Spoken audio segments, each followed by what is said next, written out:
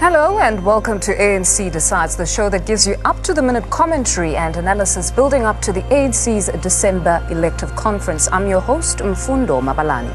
Now let's take a look at what's making headlines in the build-up to the ANC's conference. ANC Secretary-General Giovanni Majani sets the cat among pigeons ahead of the elective conference.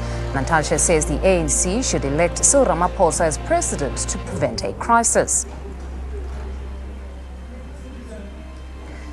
Free State PEC takes a stand on members that are challenging its legitimacy in court. The PEC spells out its plans for the Provincial Congress, which a court order scheduled for December. ANC presidential candidate Lindiwe Sisulu says only a consultative forum will solve the party's current problems. Sisulu's position is in contrast with the NEC, which dismissed the stalwart's proposal.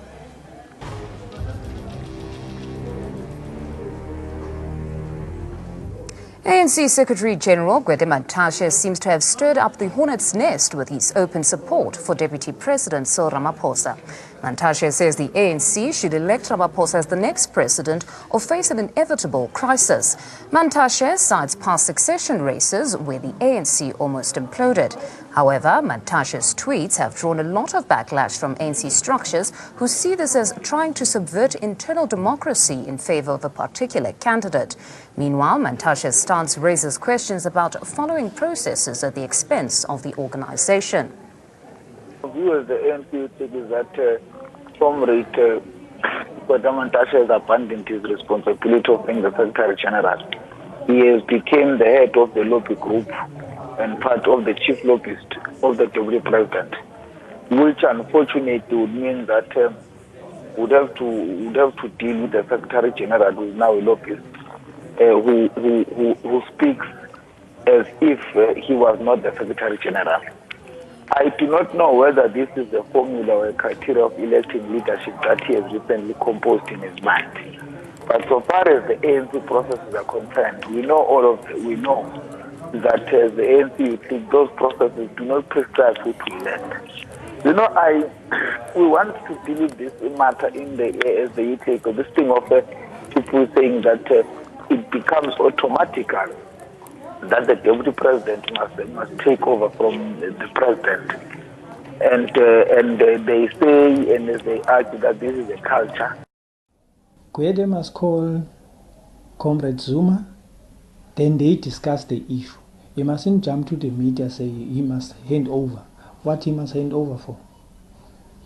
If the president of the ANC is not doing things right, he's the general secretary. He's the right person to call the president. They are having meetings day in and day out. Zuma must be corrected on the NEC, on the ANC structures. I think some of his duties he have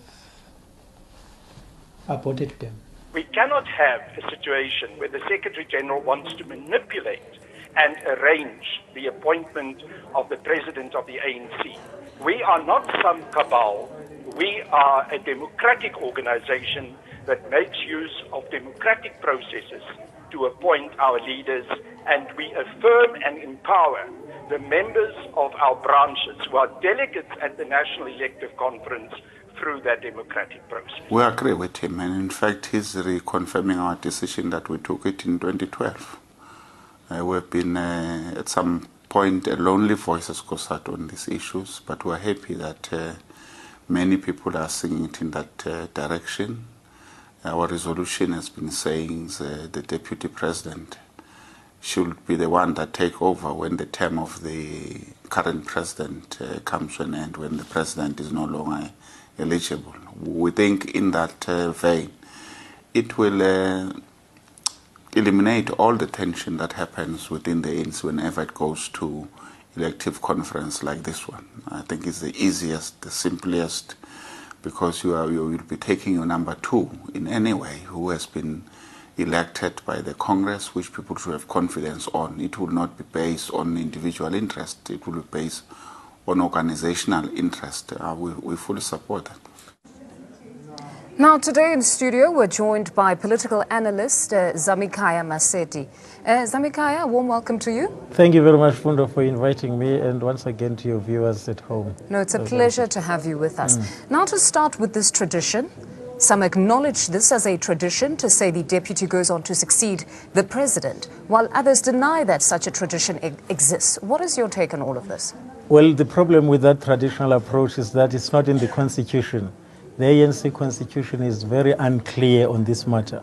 If you look at clause 16.3 of the ANC constitution, it states that in the event of permanent incapacity of both the president and deputy president, but it doesn't give allowance to the deputy. So it's a matter which I think should be dealt with at a constitutional level, and unfortunately at the policy conference I don't think the ANC dealt adequately with this matter, and I'm hoping that at the elective conference it's something that they might deal with if they really want to settle this once and for all. They need a constitutional arrangement and make sure that when they amend the constitution they factor this, because we can't really promote traditional practices into law, because really this debate is unconstitutional. Walter Sisulu, for instance, was Nelson Mandela's deputy. There was no crisis when he didn't become the president, when Mandela stepped down. So these practices, in my view, whether they are entrenched or not, it doesn't necessarily mean that they are constitutional. So this whole thing is outside the constitution of the ANC, and I think members of the ANC are with their own right to correct this situation, and they have this conference in December to correct this mistake. And then to Gwede Mantashe's cautionary voice, if we must say, that there could possibly be a crisis, though, if Cyril Ramaphosa does not go on to succeed the president. Do you think he's being an alarmist, or he's genuine? There could be a crisis. Well, we have to ask the question, what crisis? Jacob Zuma, for instance, fought for this position. It was not given in Polokwane. He had to fight for it. He was an injured man. He was eliminated as the deputy president of the republic. But the likes of Kasatu actually fought for him because they said this third-term phenomena was not good. That's why they didn't stand with Thabo Mbeki. Exactly. He fought for it. It was not given. So, well, I think what we need to promote here is, if we can, the American political system where you have two candidates or three candidates from one party articulating their manifesto. I think the ANC will have to come to that, because we've got Lindiwe Sisulu, we've got Nkosazana Zuma, we've got Baleka Mbete, we've got Cyril. Let these candidates tell us what is it that they will do better from the previous president. So really, I think the closer they come to that presidential system, the better. And then beyond this, though, do you think that some who try to be objective about this conversation to say, let's bring more candidates into the pool, are seen perhaps to be captured or anything of that nature, that if they try to be objective and say it's not for any other reason, but just to say allow the democratic process to take place? Yes, I don't think they are captured or alarmist, because part of this democracy is to make sure that we enrich the process, is to make sure that every member of the ANC in good standing, as the ANC constitution states, can be elected to any position within the party. So really, I don't understand this debate about one being captured. That's democracy at its best. We have to allow these comrades to demonstrate their capabilities, and they can only do that by contesting. This is a democratic contestation, in my view. No, and the race is certainly on. Now we move over to the Free State. The ANC in Free State is forging ahead with plans for the Provincial Congress in December, as per a court order. This is despite some members challenging the legitimacy of the PEC in court. Plans are underway in the Free State for branches to choose delegates for the Provincial Conference, which is scheduled to be held in December. The Ace Magashula and Thabo Manyoni factions are united in their opposition of the court action, which is seen as derailing the Congress. The province is also in talks about the mandate its 409 delegates will take to the National Conference soon thereafter. However, the jury is still out on whether the delegates will vote as a bloc in choosing the next ANC leader. People who've gone to court, they chose to go to court for the reasons best known to them. But the ANC Free State, we know, that has been open for everybody for engagement. And even up to this stage, I know that the PEC has taken a decision that it will engage people who've gone to court and try to understand what made them to go to court. People who are going to court, whether they are from Team Magashule, Team Majani, I don't agree with those people. Because, one, you need to exhaust your internal processes before you waste your court time with your internal wrangles and so forth. So those people basically, they must make sure that they address the ANC about their queries, about their dissatisfaction and so forth.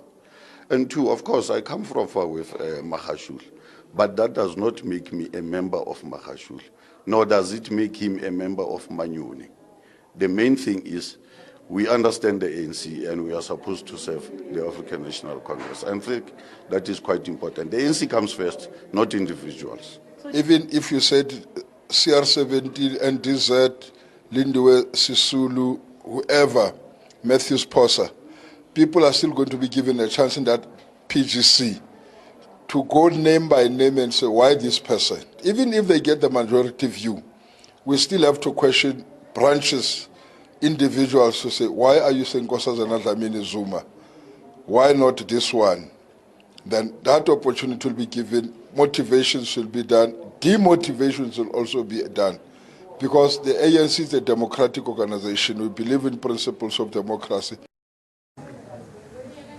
We now cross over to our reporter Giovanni Majani, who's out in the Free State. Giovanni, a warm welcome to you.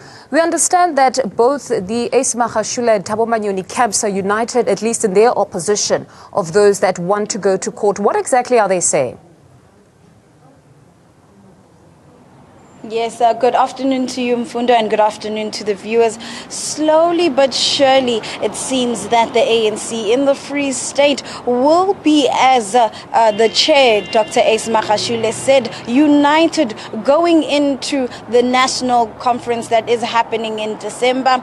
We've heard from, as its terms, camps, naming them as Team Magashule and Team Majani, that they are coming together, agreeing that the legal routes that certain members have decided to take was incorrect, and that the spats that they have between each other should actually be dealt with internally. We also have heard that the main focus should be the successes of the ANC moving forward as a more united, a more stronger, a more prosperous ANC after electing the leadership moving forward as well, not only on a national level, but also knowing the type of levels that do exist in the organization, such as provincial, regional, sub-regional, and so forth. So definitely it seems that the chair was not off the mark in mentioning that the unity of the Free State is one of a kind. We know that as well under PEC in Paris. It was led by the deputy chair, which is a very interesting. He mentioned how they both come, himself and the chair Ace Magashule, that they both come from the struggle of apartheid, the trenches. They have a story to share with each other. This definitely brings a great outlook on the capabilities of officials of the ANC, that two different members with two different ideologies can actually come together with one main cause, being delivering for the people and creating this better lives for all that the ANC uses as their slogan. So hopefully this will be a message to all those who are running for the presidential race, saying that despite whichever slate you have been said to be with, the end goal is to provide for South Africans. But with me, we know that the Free State is a bit busy now with the BGMs happening this weekend. I do have Andrew Vasari, who is the spokesperson in the Garib region. Thank you so much for joining us. We know that today was a roadmap planning of the road to the provincial conference as well as the national conference. How did that go? What can we take out of it? Well, a very progressive induction of your provincial executive committees, regional leaders, MPs and MPLs, which is very crucial in overseeing the oncoming BGMs, which is going to start this oncoming weekend. So it's imperative for the African National Congress to, through constitutional processes of the African National Congress, prepare itself to make the ground very fertile for its BGMs to be run in accordance with the Constitution of the African National Congress. And I think as the Free State, under the provincial leadership of Comrade Ace Magashule, a step much needed and well planned, a very successive induction. And I believe that will bring fairness in all the processes that is going to unfold. We will be doing all of it under the outcome of the audited branch profiles. And therefore, it really outlined how the process should unfold, how members who pass through their respective branch audits, their membership, should be informed about these BGMs as to ensure that it's an inclusive process and nobody is being left out during the branch general meetings. So speaking of these BGMs, we do know this weekend they will be officially nominating who they feel is their right presidential candidate. We do know that in the Kharib region there is a bit of a mixture, knowing the type of closeness they have to the Northern Cape, and we know that Chair Zamaniso has an interest for Cyril Ramaphosa to lead. How are you feeling about this weekend, the BGMs and the outcomes of it? Well, this weekend will lay the base for democratic processes to unfold. The ANC has always been a democratic organization, allowing its members to express their views, determine and decide the product which will unite and build the African National Congress. And we are no different to that as the Free State. I think our chair was very clear to say, ultimately we need a leadership that will unite the African National Congress, build it much stronger, post December 2017. So yes, I can't speak on behalf of the Northern Cape, but the Free State predominantly, it's one province where most of the branches which to date made certain pronouncements are very fond of Comrade Nkosazana Dlamini-Zuma as their preferred president candidate. And all of that will through the process of branch general meetings this weekend, then unfold and be confirmed subsequent to that. Thank you so much for that. So as we've heard from the spokesperson of Kharib saying that the Free State will go about as an example of how the system of democracy needs to go about, knowing that we all come through with our own ideas, our own ideologies, but also not forgetting a predominant thing that needs to take place at this weekend's BGMs is the concluding of the policies that the next leadership of the ANC will need to implement, and obviously the policies will decide the best candidate to implement those policies going forward. So definitely it has been a busy week for the Free State. It will continue to be a busy few months towards the national conference in December, knowing that they too need to hold their provincial conference in the beginning of December. No, thank you very much, Giovanni. We'll talk to you as days progress. Now, Zambikaya, interesting take there on the dynamics in Free State. What do you make now of the chair and his deputy, Thabo Manyoni, being united at least in their opposition of this litigation? Do you think this grouping is well within its right to be heading to court to challenge certain issues within the political party, or they somehow need to solve it politically? Well, I think the ANC members across the country, they have to take into account the fact that there are processes internally.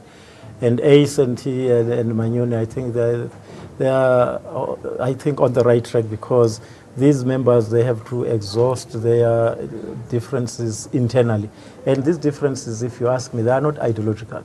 They differ maybe in degrees, but the point or the fact of the matter is that these are members of the ANC united by the same vision, following the same ideology. They might differ in their preference of individual leaders.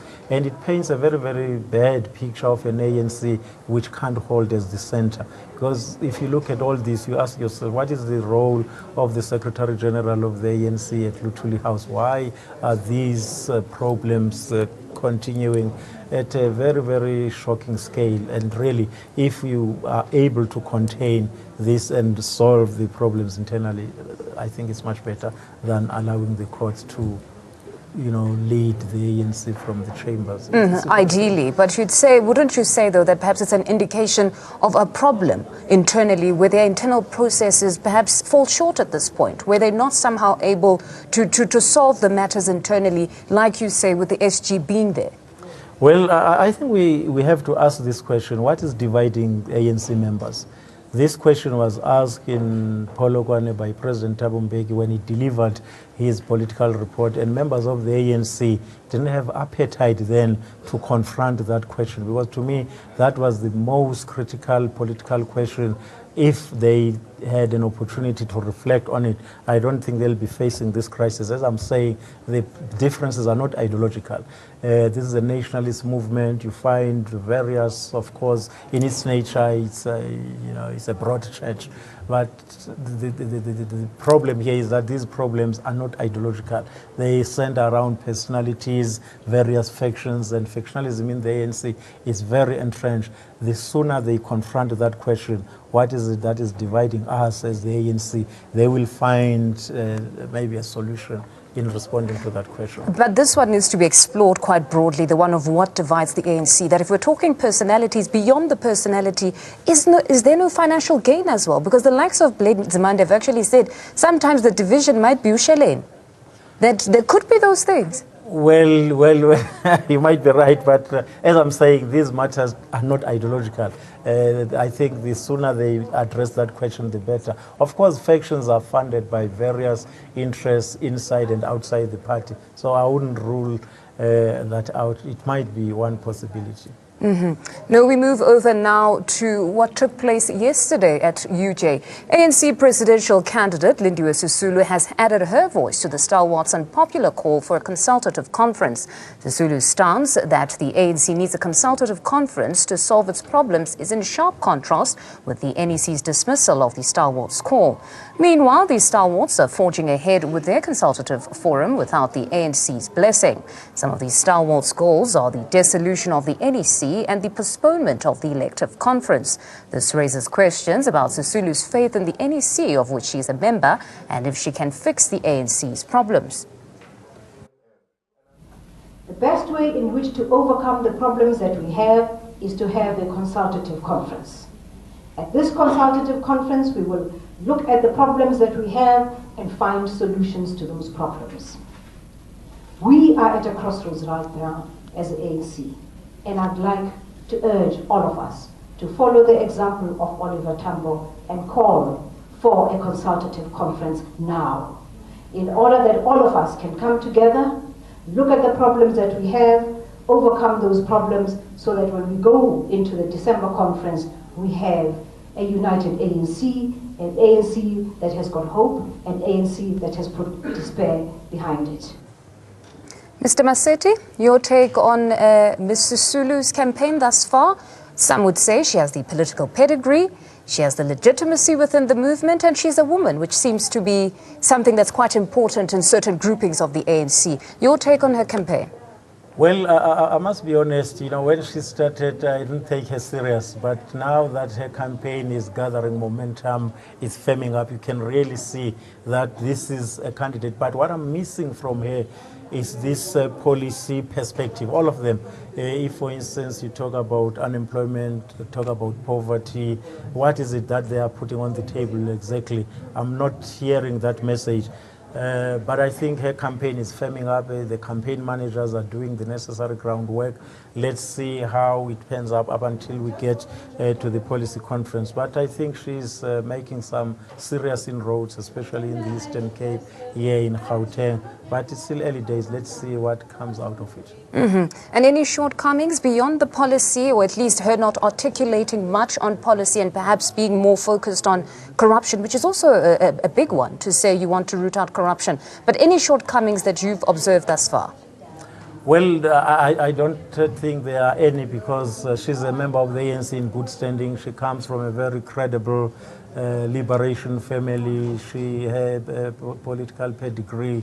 It's up to, it's a very good one.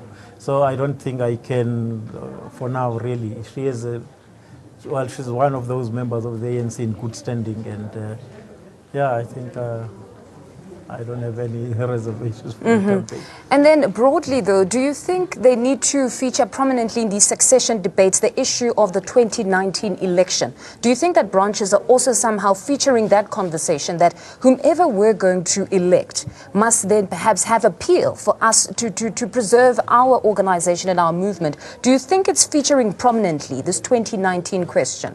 But I think that will have to be part of the strategy and tactics moving forward, because the ANC right now is facing this downward electoral trajectory.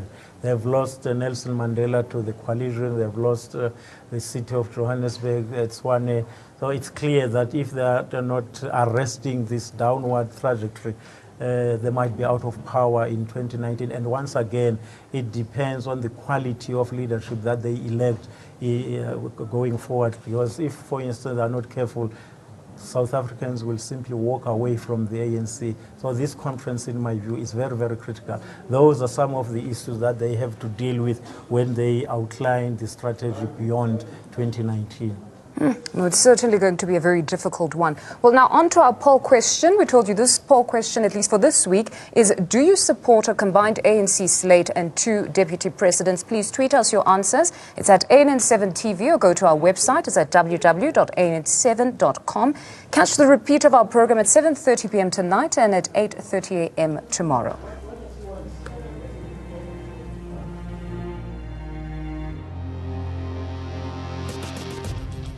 And that's where we end it today. Until next time.